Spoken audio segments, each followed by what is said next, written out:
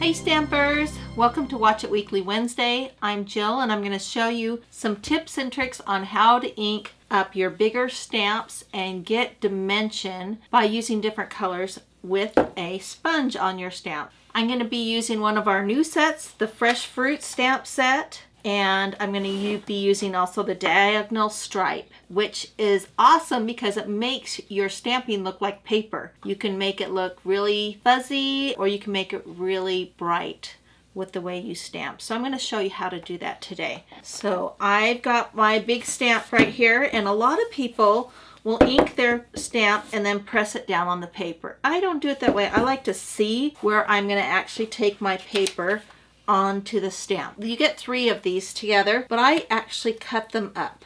The reason why is then you get more colors. I like to use force, and I kind of pinch it like this to make it a little round. I'm going to use Pear Pizzazz, but I'm going to go ahead and ink this sponge up, and I want to get this stamp not a lot of ink on it.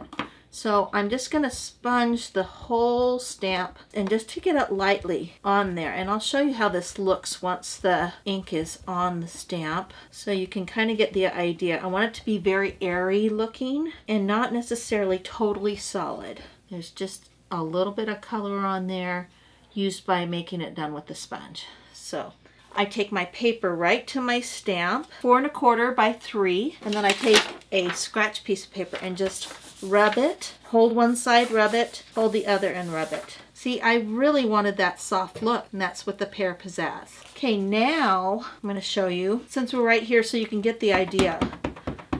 Okay, now it's full strength right on there. I'm just going to ink this up, and you can see different look that you get with this stamp. And hold that down. Hold the stamp, rub it with one side, hold your paper and the stamp and rub it with the other side. So you don't have to stand up and press with your body weight or anything like that. You get a really nice image this way.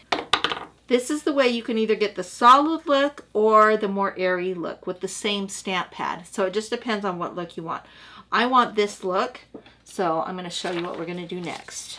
Now I'm going to take my Pear Pizzazz cardstock and my Old Olive. You're going to cut the Old Olive 4 1/2 by 3 1/4. So that's going to be your base of your card. So now I'm going to go ahead and stamp the pear. And with the pear, we're just going to make a yellow pear with kind of reddish tint, or actually the Watermelon Wonder. The yellow that I'm using is the So Saffron.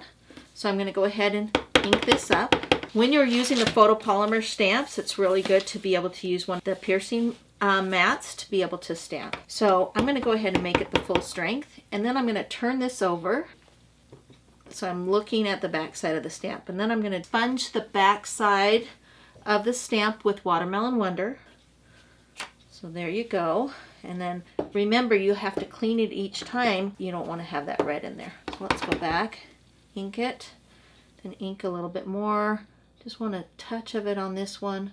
Don't want to make them all the same. So there you go.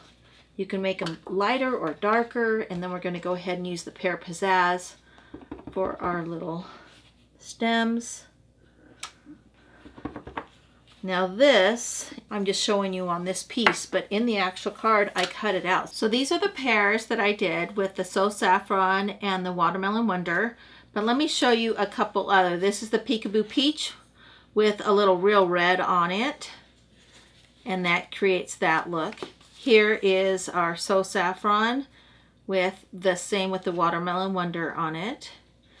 This is just actually, I stamped full strength on this one and then stamped it off, and that's how you get the 2 different variations. And this is full strength, so I didn't do any shadowing on this, but hopefully this helps you with some of your stamping to get different textures on your stamp just by using the sponge right on the stamp itself, and it creates just a different look. If you like this tip, share my video with someone else. Thanks for watching, and we'll see you next time on Watch It Weekly Wednesday.